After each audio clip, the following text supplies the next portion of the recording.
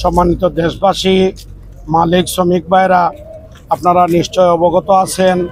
আমরা 6 দফা দাবি নিয়ে আজকে একটি কর্মবিরতি ঘোষণা দিয়েছিলাম।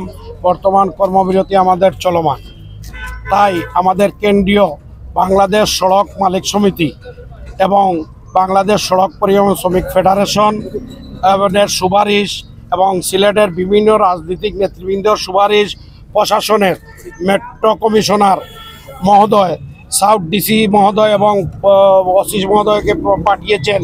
আমাদের বিভাগীয় কমিশনার মহোদয়ের সাথে 3টার সময় বসার সিদ্ধান্ত হয়েছে। তাই পরীক্ষার্থী সহ বিভিন্ন বিদেশ যাত্রী বা যাত্রীদের সুবিধার্থে আমরা আপাতত আমাদের কর্মবিরতি স্থগিত ঘোষণা করলাম। পরবর্তীতে আমরা বসার পরে সিদ্ধান্ত কী আসবে আবারও পরে আপনারা জানবেন। তাই আমি শ্রমিক মালিক ভাইদেরকে আবারও ধন্যবাদ জানাচ্ছি। আমাদের এই কর্মসূচি এবং আমাদের দাবি আদায়ের জন্য যে সহযোগিতা করেছেন, নীরব ভূমিকা পালন করে গাড়ি বন্ধ রেখেছেন, তাই আবারও আমাদেরকে যদি প্রয়োজন হয় সহযোগিতা করবেন। আবার আপনাদেরকে ধন্যবাদ জানিয়ে আমাদের সাউথ ডিসি মহোদয় এসেছেন, ওসি সাহেব এসেছেন, মেট্রো কমিশনার সাহেবকে ধন্যবাদ জানিয়ে রাজনৈতিক নেতৃবৃন্দ, কেন্দ্র